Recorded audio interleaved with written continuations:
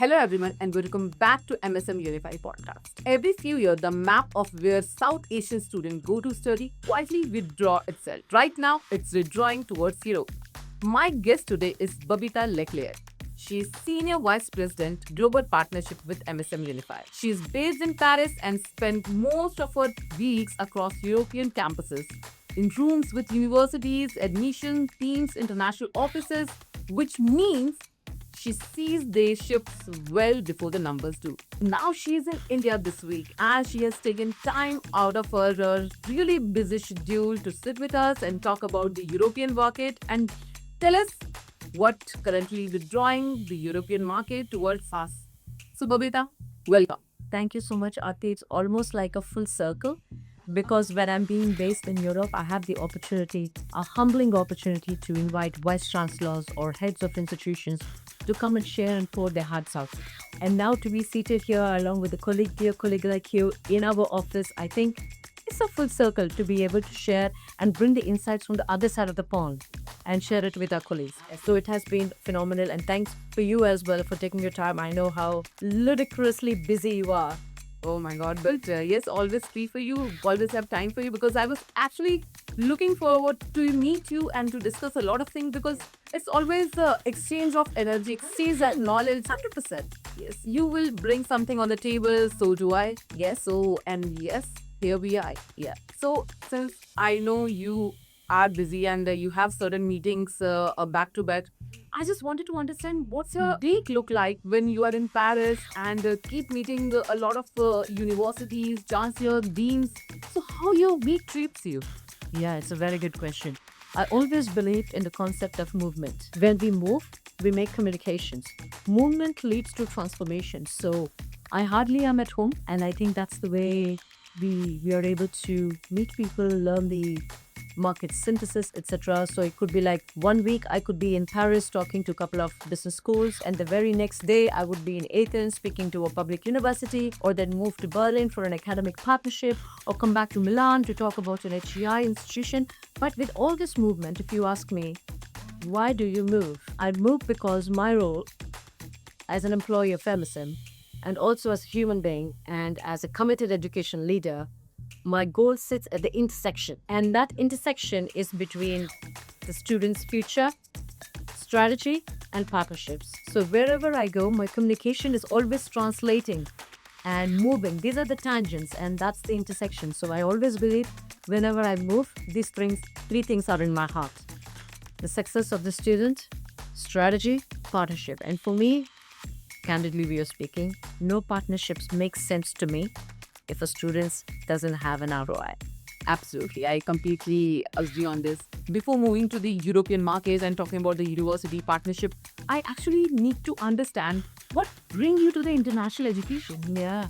We just don't have to say international education, but I would say education, because where we are standing in India, it has a profound academic pedigree. And the stats are also saying from the West, students are coming towards India because India is a hub of tech, right? I mean, I believe, can I be biased here and say that we are the best in town? Absolutely. Of course. So the kind of technology, the manpower and everything. So be it international education or education in general, I'm very humbled because education gave me the tools. It gave me opportunities. Most importantly, it gave me freedom to choose where I want to do, where I want to go, what I want to do, regardless of the level of society you are in. Education is so powerful. And I enjoy it so much. I'm reaping the benefits of it.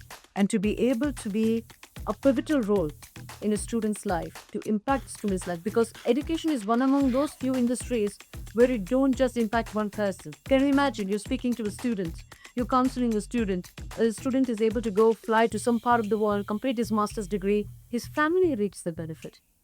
His extended family reaps the benefits. And the society reaps the benefit. Can you imagine your one conversation with the student and the kind of impact that you're creating? That is phenomenal. Every day, it makes me very humble. And I'm not saying this to please anybody. I mean it. That's why I'm able to move so much. Physically, it is very taxing.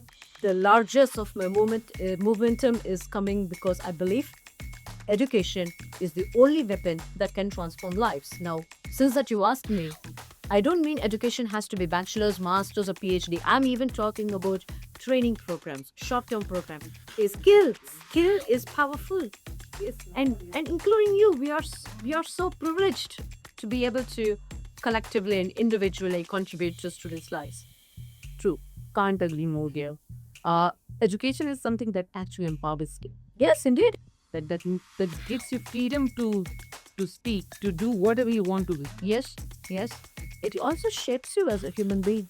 So, Why does it shape you? Because you meet people across the world. One day you might be having lunch with somebody from Australia, you will be having dinner with somebody from New Zealand or from Poland. You're also able to garner those virtues, those cultural sensitivities. It expands you as a person.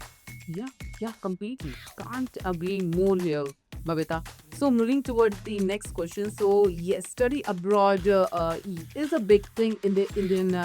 I'm typically talking about the Indian study. Of course. Yes. Why? Because we are sitting in Gurgaon, Delhi, and right now we are talking about Indian student. Yes. Yes, we will meet toward the South Asian student as well, but in India, an Indian household, studying abroad is a big thing. So, since we are seeing the traditional destination market are shifting, how European market is welcoming the Indian students? Yeah, and what are the, lucrative offers they are providing to Indian student? Why an Indian student should prefer Europe over others? Yes, India is powerful. We will talk about South Asia at large. But look at India. You told me that international education is a big deal. And I think the statement is changing. 20 years ago, 25 years ago, if a student would like to have an international education, the entire family comes together. There will be one student from the family who's going. Now you see generations are going for international education. Why? Because the appetite for international education has organically been built in the strong population of India. India is so vast. It's a volume market, but it's also a layered market. This one example, it changed my life as well, Arti. When I was working for a business school in New York, I've had the opportunity to come to India to interact with few students. And this, I will say, I met a student whose father was a farmer. And I think he's from one of the villages in South India. India we are talking about. The father is a farmer. He wanted to sell his cows and buffaloes to send his son for international education. Now you tell me, why did this farmer make this decision when the entire livelihood of the family is dependent on this organic appetite for education? India is believing that if we were to change, education is the only way. Speaking of South Asia or Asia as in such, where we are operating thoroughly, we are operating in entire India. India is the biggest home ground for us. We operate from Sri Lanka, we operate from Nepal, we operate from Vietnam, we operate from Philippines. Hopefully very soon we will also be moving into China. So entire Asian market is the largest ascending market. The largest sending market could be to the west or to the APAC region as well. So we are very strong in it. And coming back to answer your question about Europe is phenomenal. It's also phenomenal not because the timing is perfect, because the big four shrunk down. Yeah.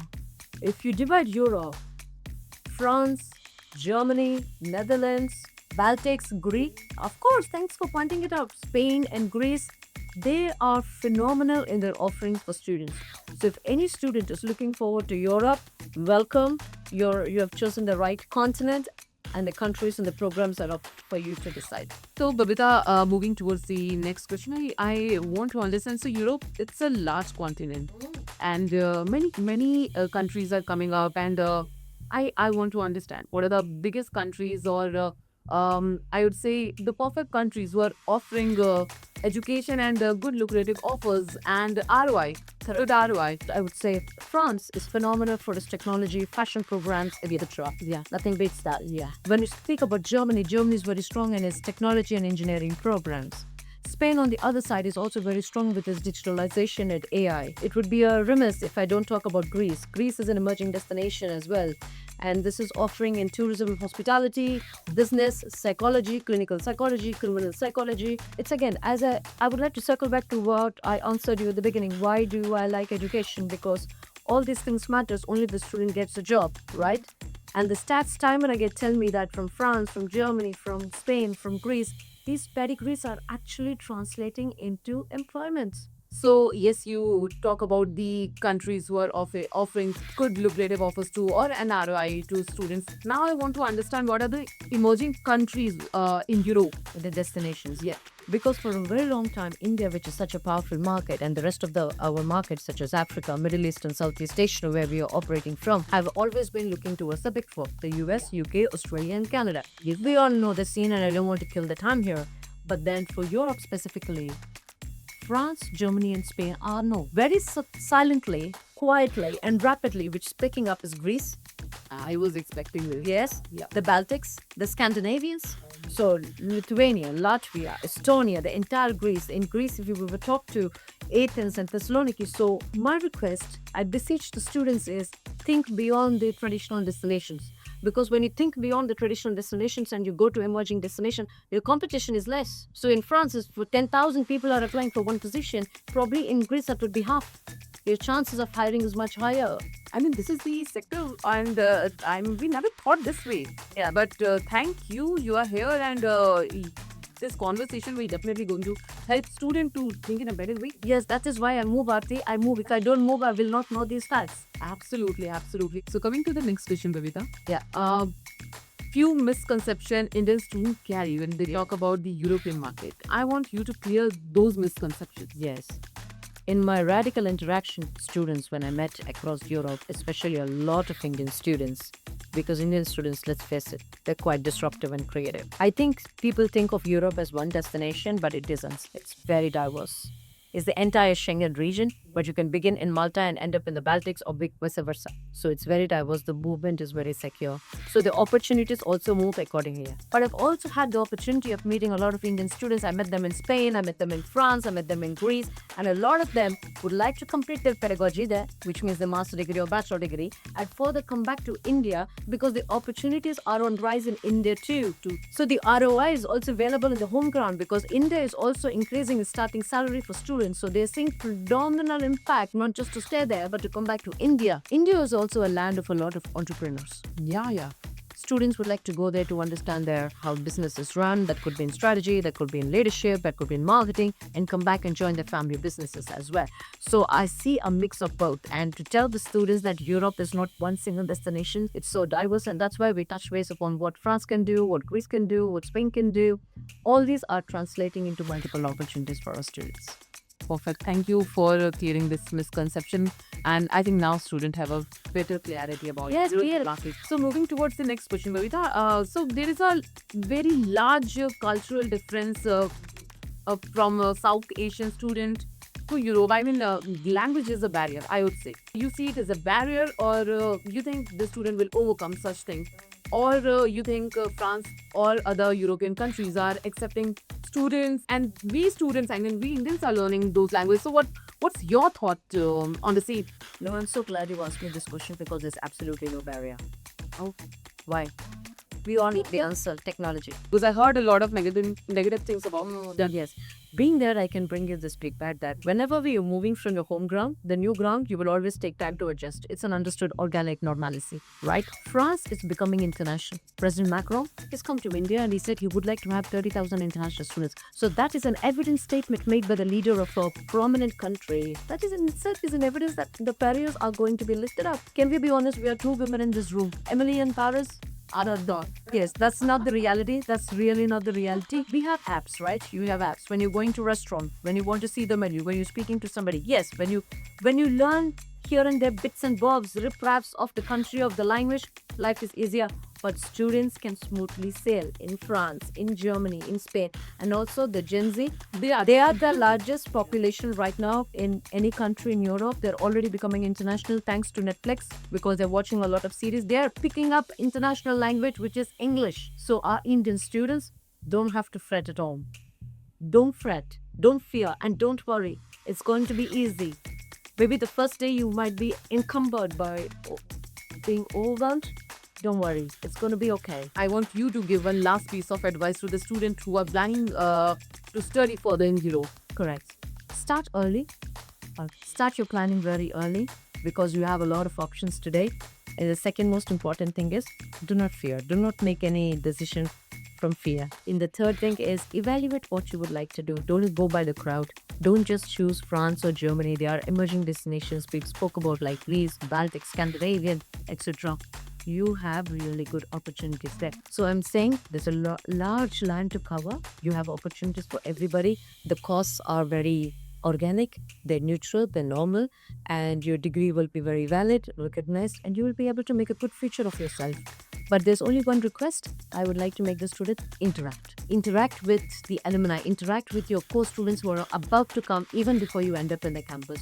So you're not going there as a lost alien, but you're going there with some information that we are slightly here. Thank you so much, Babitha. I think this conversation will definitely going to help the students who are planning to go further and study in Europe. Your presence here, I mean, I have no words to share. Thank you so much. Likewise. No, thank you so much for having me. Thank you for taking your time out. I think this is phenomenal. We are doing good work. We are doing good work on either sides of the pond, and I think we will continue to create impact. Absolutely. Thank you so much.